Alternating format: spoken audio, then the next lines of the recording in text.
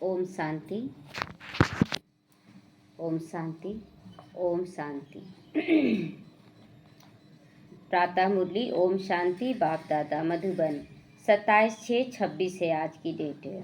बाबा कहते मीठे बच्चे, याद से आत्मा का किचड़ा निकालते जाओ। आत्मा जब बिल्कुल पावन बने तब घर चलेगी, है ना। जब तक हम देवभान में यहाँ फंसे रहेंगे तो बाबा कहता नहीं हम ले जाएंगे। जब तक पूरा पावन नहीं, मतलब संपूर्ण न्यारा स्थिति एकदम आत्मा आत्मिक रूप में, तभी बाबा ले जाएगा यहाँ से कि अब यहाँ नहीं रहना है।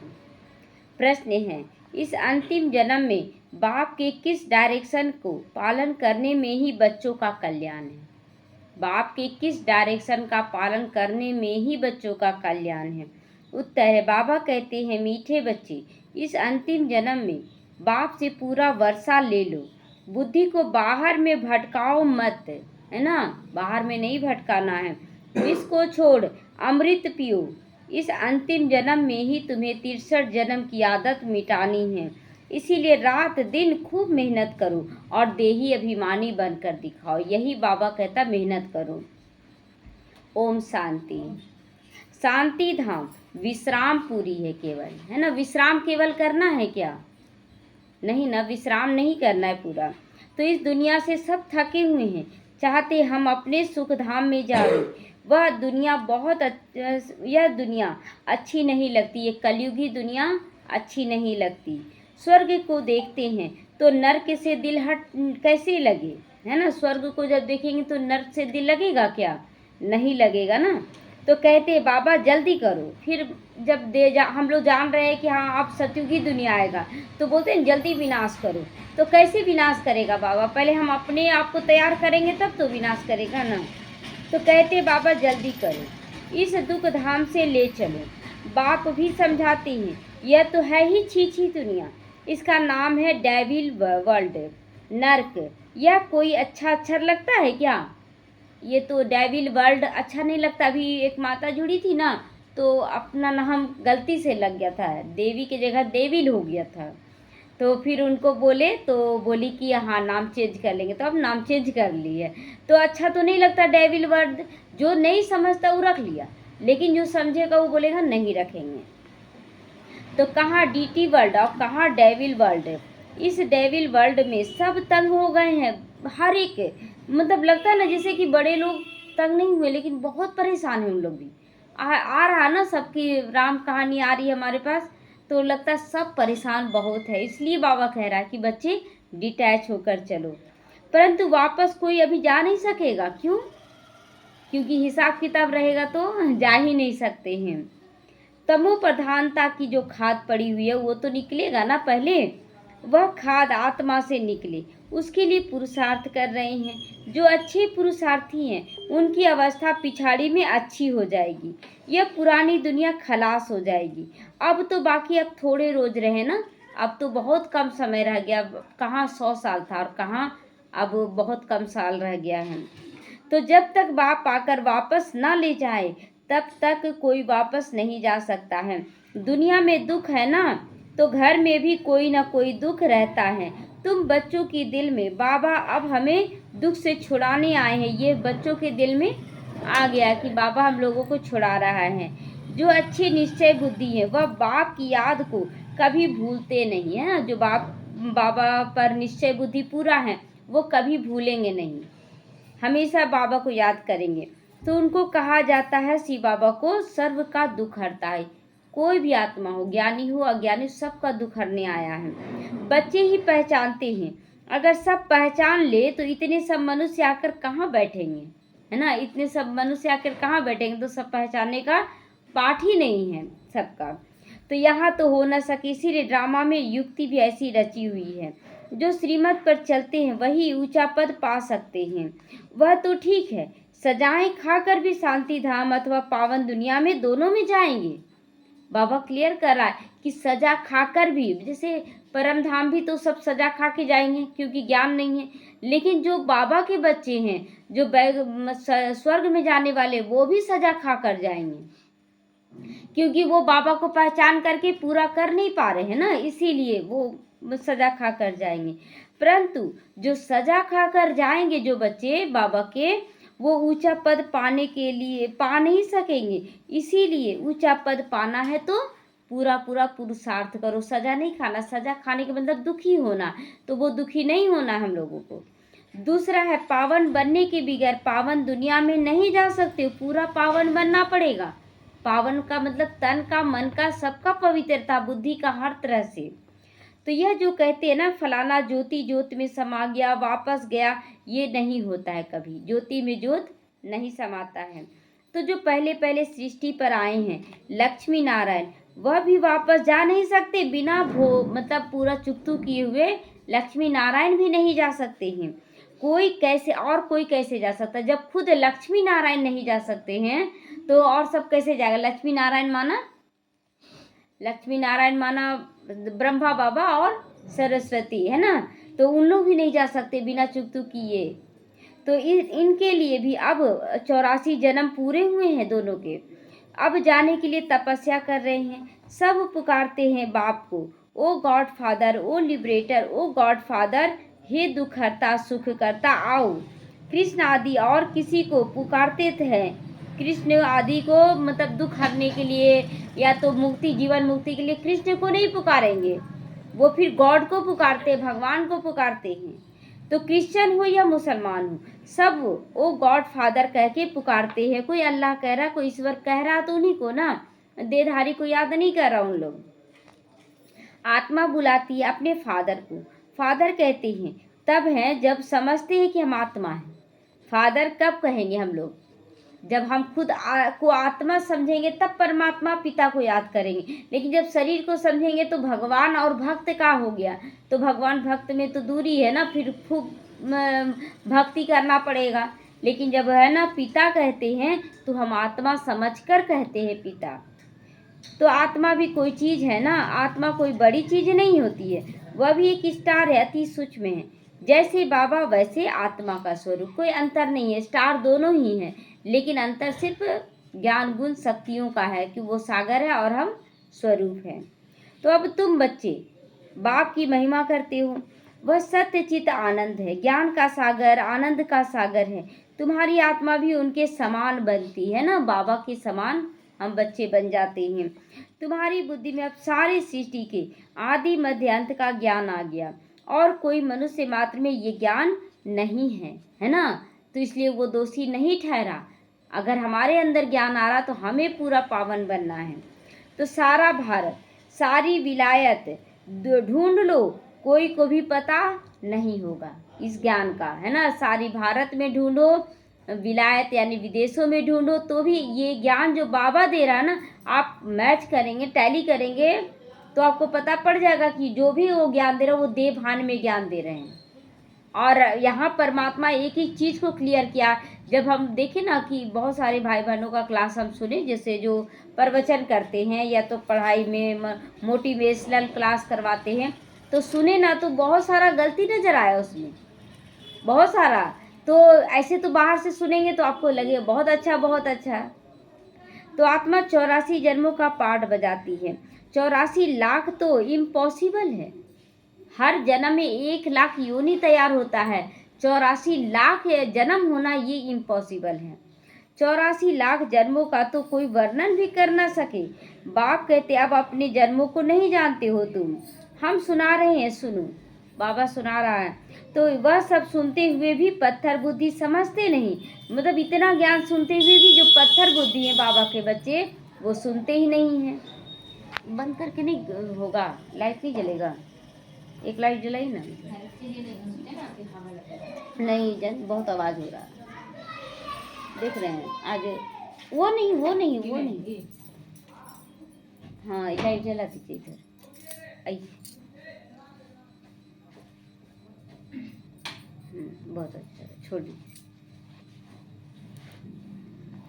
तो बाबा कहते हैं कि पत्थर बुद्धि, मतलब बाबा के बच्चे इतना ज्ञान सुनकर पत्थर बुद्धि है ना, इसलिए सुनते नहीं हैं।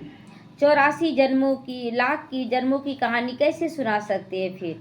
अभी तुम जानते हो हम ब्राह्मण हैं, हमने 84 जन्म लिए, ब्रह्मा ने भी 84 जन्म लिए, विष्णु ने भी 84 जन्म लिए हैं। ब्रह्मा सो विष्णु, विष्णु सो ब्रह्मा, है ना, दोनों का पाठ वही है ना। ब्रह्मा से विष्णु बने, विष्णु से ब्रह्मा बने, दिन से रात, रात से दिन।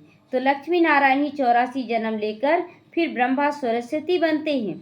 यह भी समझने की बात है ना, कैसे बदल जाता है ना, कहाँ लक्ष्मी नारायण, कहाँ ब्रह्मा सरस्वती, कहाँ पति पत्नी और कहाँ एक पिता एक बेटी, है ना। तो बाप कहते ये तो आत्मा का रोल है ना, पिक्चरों में नहीं देखते हैं, किसी में माँ बाप बन गया, किसी में पति पत्नी बन गया, उसको तो कोई नहीं कुछ बोलता है। तो कहाँ से वो आया, यहीं से आ रहा है ना, आत्मा के रोल से ही आया। तो बाबा कहते हैं हर 5000 वर्ष के बाद आकर मैं समझाता हूँ, 5000 वर्ष का ये चक्र है। अभी तुमको वर्णों का राज भी समझाया है, हम सो अर्थ भी समझा है, हम सो ब्राह्मण सो फरिश्ता सो देवता, और हम ही देवता बनते हैं, क्षत्रिय वैश्य, और हम सो शूद्र बनते हैं। तो हम सो आत्मा देवता बनते हैं, फिर हम सो क्षत्रिय, हम सो वैश्य, और हम सो शूद्र बनते हैं। इतने इतने जन्म लेते हैं, सारा जन्म फिक्स है कि कितना किस में जन्म लेंगे। फिर हम सो ब्राह्मण बन जाते हैं। ब्राह्मणों का केवल एक ही जन्म होता है, ब्राह्मणों का एक ही जन्म होता है। इसलिए ये बहुत जन्म सोच समझ के बिताना चाहिए। अगर आप शरीर छोड़ेंगे ना, तो दूसरे जन्म में आप दूसरा पाठ अदा करेंगे, ब्राह्मण नहीं बनेंगे। और अगर ब्राह्मण बनेंगे ना, जैसे मोदी है, सब देख लीजिए, उन लोग मुरली नहीं सुन पा रहे हैं, वो उनका सब कुछ संस्कार आ रहा है लेकिन मुरली नहीं सुन पा रहे। तो ब्राह्मण माना पूरी तरह से बाप पर समर्पित जीवन। तो वो एक ही जन्म आपको चांस मिल रहा, फिर नहीं मिलेगा, इसलिए व्यर्थ नहीं गंवाना है। तो यह है ही तुम्हारा हीरे जैसा जन्म। बाबा कहते ये तुम्हारा बहुत उत्तम शरीर है, ये जो अंतिम शरीर है ना, बहुत उत्तम शरीर है, इससे तुम स्वर्ग का वर्षा पा सकते हो। इसीलिए अब और कोई तरफ भटको मत, है ना, मत भटको, बाबा बार बार बोल रहा है। ज्ञान अमृत पियो, समझ में आता है, बरोबर 84 जन्म लेते हैं। जिसको समझ में आएगा वो 84 जन्म लेंगे। तुम पहले सतयुग में सतु प्रधान थे, फिर सतु बने, फिर चांदी की खाद पड़ गई। एकदम पूरा हिसाब बताते हैं बाबा एक एक चीज का।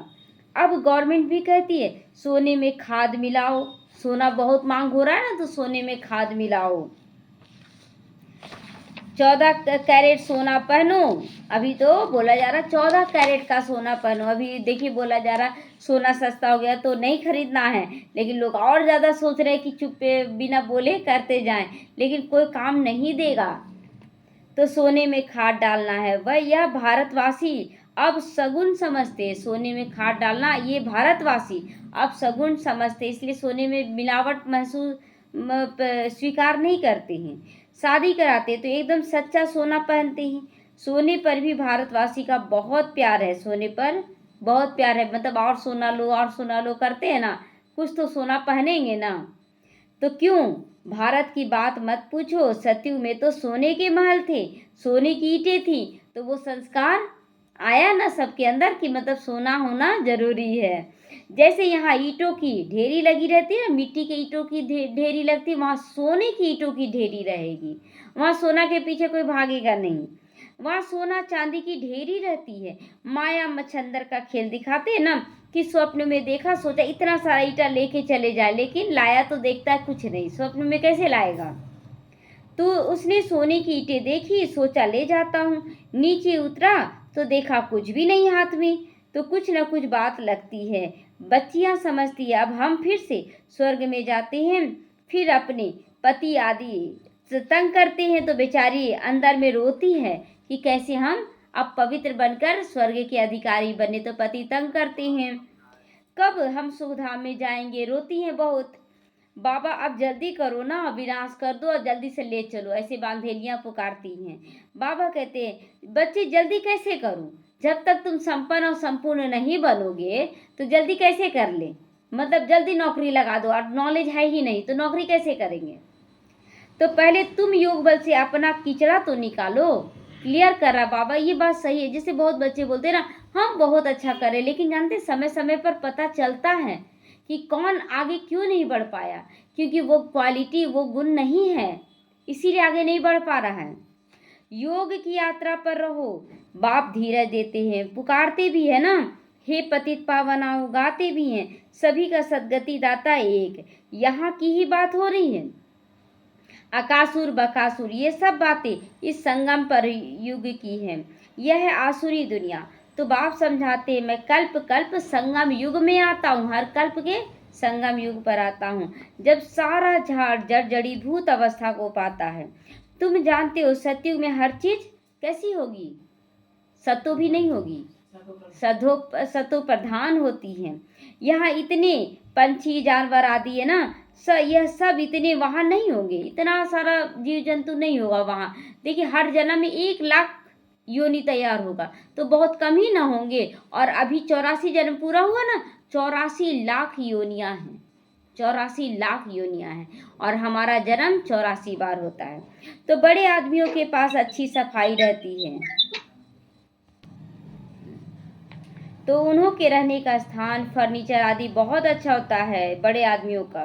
तुम भी इतने ऊंचे देवता बनते हो, सोचो कितना बड़े देवता। मतलब यहाँ का जो रॉयल फैमिली है वो भी बहुत छोटा है, मतलब ना के बराबर है, इतना हम ऊंचे बन रहे हैं। तो वहाँ ऐसी कोई छीछी चीज रह न सके। यहाँ तो मच्छर आदि अनेक प्रकार की बीमारियाँ, कितनी गंदगी होती है। गाँवों में इतना गंद रहता है, गाँवों में इतना गंद नहीं रहता है, बड़े बड़े शहरों में बहुत गंदगी होती है। अब बाबा क्लियर कर रहा है, गाँव में भी इतना गंदगी नहीं जितना शहरों में गंदगी होती है, क्योंकि बहुत मनुष्य हो गए अब शहर में, रहने की जगह भी नहीं उनको मिल रही है शहरों में। तुम सारे विश्व के मालिक बनते हो। मनुष्य गाते भी है ना, कि गाते हैं घट ही में ब्रह्मा घट ही में विष्णु, मतलब इसी जगह ब्रह्मा भी है और इसी जगह विष्णु भी है। घट में ही 9 लाख तारे है ना, 9 लाख जो देवी देवता मुख्य बने हैं वो भी इसी जन्म मरण में आ रहे हैं। तो ब्रह्मा सो विष्णु बन जाते हैं, विष्णु के साथ सितारे भी हैं। सत्युग में ये देवता बनते हैं, तो इतने थोड़े ही रहते हैं, इतना जो आबादी अभी है इतना थोड़ी रहेगा वहाँ पर। झाड़ पहले छोटा होता है फिर वृद्धि को पाता रहता है। सत्युग में तो बहुत थोड़े होंगे, मीठी नदियों के ऊपर रहते होंगे। यहाँ नदियों में से बहुत कैनाल्स निकलते हैं ना, छोटे छोटे कैनाल्स निकलते हैं। वहाँ कैनाल्स आदि थोड़ी होते हैं, वहाँ पर नहीं होंगे। सतयुग में ये सब नहीं होगा। मुट्ठी जितने भी तो मनुष्य होते हैं, बाबा कहता मुट्ठी जितने, मतलब बहुत थोड़े मनुष्य वहाँ होंगे ना। तो इतने के लिए गंगा जमुना ही काफी है, कैनाल्स बनाने का क्या जरूरत है। छोटे छोटे पोखर तालाब ये सब है ना, वहाँ नहीं होगा। तो उन नदियों के पास आस पास ही उनका महल ये सब बनेगा ना, ताकि नदी पानी का भी कोई वहाँ दिक्कत नहीं रहेगा, कभी सब कुछ की भरपूरता होगी। 5 तत्व भी देवताओं के गुलाम वहाँ रहते हैं। कभी भी बेकायदे बरसात नहीं होगी, बेकायदे बाढ़ भूकंप ये सब कुछ भी नहीं होगा। वहाँ प्रकृति भी बहुत नियम मर्यादा में रहकर काम करती है। कभी नदी उछाल नहीं खाती है, नाम ही है उसका स्वर्ग। फिर और क्या, जाना है कि नहीं स्वर्ग में, तो पुरुषार्थ तो पूरा करना है ना। तो अब कहते स्वर्ग की आयु इतने लाख वर्ष है। अच्छा भला वहाँ कोई राज्य करते थे, यह तो बताओ, वहाँ कोई राज्य करते थे? कितने गपोड़े लगाते रहते हैं ना, कितने गपोड़े लगाते, मतलब बोलते ना वहाँ भी कंस का राज्य चलेगा, रावण का राज्य, तो ये भी नहीं, वहाँ लक्ष्मी नारायण का राज्य चलेगा। लेकिन वहाँ पर कोई गुलाम नहीं बनाएगा और ना ही कोई गुलाम बनेगा। तो एक तरह से हम सबका राज्य हुआ ना, अगर हम लोग अच्छे से स्वराज अधिकारी बनते हैं। तो तुम जानते हो हम कल्प पहले मुआफी ये पाठ बजा रहे हैं। रुद्र ज्ञान यज्ञ में अनेक प्रकारों के असुरों के विघन पड़ेंगे। फिर मनुष्य समझते असुर लोग ऊपर से गंध गोबर आदि डालते थे, है ना, उसमें दिखाते ना कि साधु सन्यासी यज्ञ रचे तो ऊपर से क्या करते, असुर गोबर डाल देता है ताकि वो यज्ञ बुझ जाए, वो खत्म हो जाए। परंतु नहीं, तुम देखते हो कितने विघन पड़ते हैं, मतलब बुरा ढंग से बुरा बोल, बुरा कर्म, या मतलब छुप कर भी बहुत कुछ करते हैं, बाबा के बच्चे भी करते हैं, ये सब विघन है। और विघन इसलिए क्योंकि अब किसी जन्म में ब्राह्मणों को भी देकर आए हैं। तो अबलाओं पर भी देखो कितने अत्याचार होते हैं। अब तो पाप का घड़ा भरेगा, अब पाप का घड़ा भरेगा। बाबा कहते हैं थोड़ा सहन तो करना पड़ेगा ना, बाबा के बच्चों को करने दो, जो जितना कर रहा है ना उसको आप दिल से सकाश भी दो, उससे माफी भी मांगो, तो इससे क्या होगा कि आपका जल्दी जल्दी चुकती होगा, और उससे अलावा वो देगा तो पाप का घड़ा भरेगा, वो बाबा फिर ठीक करेगा। तो तुम अपने बाप और वर्षे को याद करते रहो। सारे मार खाने समय भी बुद्धि से याद करो बाबा को कि बाबा हम ऐसा दिए हैं। अब देखिए, सोचिए कि मार खाने समय भी बाबा कह रहा है कि तुम मारो नहीं, तुम बाबा को याद करो। अब ये देखिए कि कोई आत्मा अगर मुंह से कड़वा बोल दे रही है तो आपको बुरा लग जा रहा है। यहाँ तो मार खाने को भी सहन करने के लिए कहा जा रहा है। तो बोलते हैं बाबा याद करो शिव बाबा, तुमको तो बुद्धि में ज्ञान है ना, उसको ज्ञान नहीं, लेकिन तुमको तो ज्ञान है। किसी को फांसी पर चढ़ाते हैं तो पादरी लोग कहते हैं ना गॉड फादर को याद करो, ऐसे नहीं कहेंगे कि क्राइस्ट को याद करो, नहीं, इशारा गॉड की तरफ करते हैं। वह इतना लवली है, सब उनको पुकारते हैं, आत्मा ही पुकारती है। तो अब देही अभिमानी बनने की मेहनत करो। 63 जन्म देह अभिमान में रहे हो, इसीलिए देही अभिमानी नहीं बन पाते हैं। मेहनत इसी में करना, मैं आत्मा हूँ। अभी इस एक जन्म में वह आधा कल्प की आदत मिटानी है ना। बाबा कहता है यही जन्म में हमें 63 जन्मों की आदत मिटानी। इसीलिए ना बच्चे बोलते हैं कि बार बार बुद्धि चला ही जाता है, तो क्योंकि 63 जन्म का आदत है। तो तुम जानते हो देही अभिमानी बनने से हम स्वर्ग के मालिक बनेंगे, कितनी ऊंची प्राप्ति है। तो रात दिन इसी कोशिश में रहना पड़े ना। मनुष्य धंधे आदि के लिए मेहनत करते हैं, आमदनी से मनुष्य को कभी झुटका या उबासी नहीं आएगा, क्योंकि आमदनी हो रही है। अगर बहुत ग्राहक आते हैं, दुकान में बहुत भीड़ रहता है, आपको नींद नहीं आएगा, बल्कि और खुशी होगा, अच्छा और बेच लेते हैं, और थोड़ा बेच लेते हैं। उसी तरह बाबा कहता है यहाँ भी तुमको नींद नहीं आना चाहिए, यहाँ पर बहुत बड़ी कमाई हो रही है। पैसे की खुशी रहती है उनको, थकने की बात ही नहीं रहती। तो बाबा भी अनुभवी है ना, बाबा खुद अनुभवी है, बिजनेसमैन था ना बाबा, वो भी अनुभवी। रात को उनका माल उतरता था और रात को भी जागते थे। रात को स्टीमर आते थे उनके, और आकर माल खरीद करते थे। तो जब तक ग्राहक की जेब खाली ना करे तब तक उनको छोड़े नहीं, ऐसे महसूस करते थे ब्रह्मा बाबा दादा लेखराज, कि स्टीमर से आता था और पैसा लेकर, और पूरा पैसा लेकर ये सामान देते थे। तो जब तक उनका जेब खाली ना कर दे, ये नशा इनको रहता था कि खाली करके भेजे। तो बाबा ने रथ भी तो पूरा अनुभवी लिया है ना, पूरा हर तरह का बिजनेसमैन, सोनार, हीरो की परख, सब कुछ था। तो इनसे सब अनुभव किया, इसने सब कुछ अनुभव किया है। गावड़े का छोरा भी था, उसका भी अनुभव किया, अनाथ का भी अनुभव किया। पैसे की दिक्कत हुई सुबह में, शुरू में क्या था, एक आना कि कितना दिया गया था उनको, केवल ट्रेन का भाड़ा, उनके पास पैसा नहीं था। और उसके बाद शहर में आके नौकरी की, अनुभवी बने ना, उसमें नौकरी में क्या उनको दिक्कत नहीं आया होगा, बहुत सारा आया होगा। तो गावड़े का छोरा भी था, 10 आने मन अनाज बेचता था, अभी तो देखो विश्व का मालिक बन रहा है। 10 आने का चाचा की दुकान में बेचते थे ना। तो एकदम गावड़े का था छोरा, है ना, गावड़े का था। फिर चढ़ गया तो एकदम जवारतों के धंधे में लग गया। मतलब एक ही जगह में कितना परिवर्तन हुआ कि कहाँ गांव का छोरा था, 1 आना 10 आना में अनाज बेचता था, और कहाँ हीरो का मालिक बन गया। तो एकदम जवाहरात के धंधे में लग गया है वह, बस जवाहरात की बात करने लगा। तो यह फिर है सच्चे जवाहरात की बात, यहाँ पर सच्चे ज्ञान जवाहरात की बात है। रॉयल व्यापार है ये। बाबा बहुत अनुभवी हैं। बाबा वाइसराय आदि के पास घर में जाते थे, उनके जैसे अपना घर है ऐसे उनका रिस्पेक्ट किया जाता था। कि वाइसराय के घर जाना बहुत बड़ी बात होती थी, उस समय बहुत बड़ा पोस्ट होता था। तो उनके घर वो जाते थे और जैसे कि अपना घर हो, ऐसा इज्जत पानी होता था उनका। इनको फिर कहा जाता विनाशी ज्ञान रतन। जितना ये बुद्धि में धारण करेंगे, इससे तुम पद्मापति बनोगे। शिव बाबा को कहा जाता सौदागर, रत्नागर। तो उनकी महिमा भी गाती है ना, फिर कह देते सर्वव्यापी। तो महिमा के साथ फिर इतनी ग्लानि, महिमा के साथ फिर कितनी ग्लानि भी तो उनको मिल रही है बाबा का बनने के बाद। कैसी हालत हो गई भक्ति मार्ग की। बाबा कहते जब भक्ति पूरी होती है तब भक्तों का रक्षक बाप आते हैं। बहुत पवित्र कौन करते हैं, बहुत भक्ति कौन करते हैं, ये सिद्ध हो जाता है कि जो बाबा के बच्चे बनते वो बहुत भक्ति किए तभी बाबा मिला।